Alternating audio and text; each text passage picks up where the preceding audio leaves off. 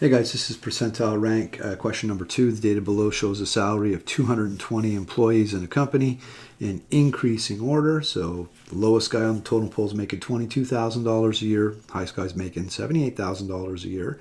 And we want to know what is the percentile rank, there's the keyword right there, of an employee with a salary of $36,500. So if you're one of these three dudes here making $36,500, we're really kind of saying, hey, what percentage of the employees in the company do you make more than or the same as? So percentile rank, straight up formula, really easy as you'll remember to manipulate, is equal to the number of values less than the target plus the number of values equal to the target divided by 2, and then we're going to take that whole thing and we're going to divide it by the total number of values,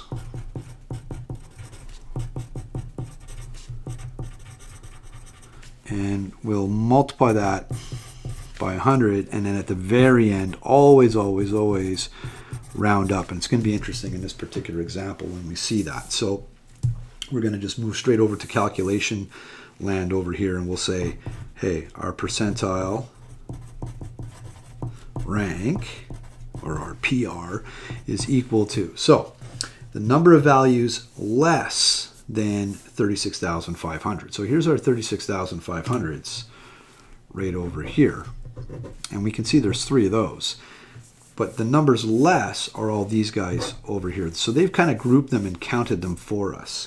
They've done the work, right? So 153, really easy number to see. So that's this part of the formula. Now we're going to add the number of values equal to the 36,500 and divide that by 2. So there are 3 in this case. Last time we only had 1, but so we're going to add 3 over 2. So I know that's ugly, a little fraction there. We'll take care of that after. We're going to divide the whole thing by the total number. They told us the total number of employees in the company is 220. If you didn't know that, you could have added 153 plus 64 plus those 3, and those 3 groups of numbers will come to 220.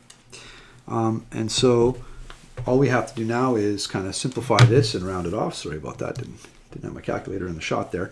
So I'm going to change that into a decimal. So 153 plus, we've got to go 3 divided by 2, which is going to give us 1.5. So 1.5. And then we're going to divide that by 220, which at the end will multiply. But first, let's simplify that on the top. Clear that up. 153 plus 1.5 is going to be equal to 154.5. And then we have to divide that by 220. 154.5 divided by 220 is going to be equal to that. Now, remember, at the end, we have to multiply it by 100,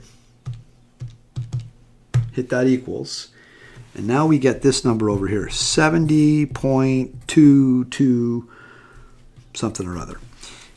And I know that the temptation for a lot of you, the way you've been taught and properly to round, is to say, okay, well, 70.2, we're going to round that off to 70 if we're keeping just the whole number. But in percentile, we are going to take any single decimal, and we are always going to round up. So that 70.22 is going to get rounded up to the next whole number here. So the answer in this case is the 71st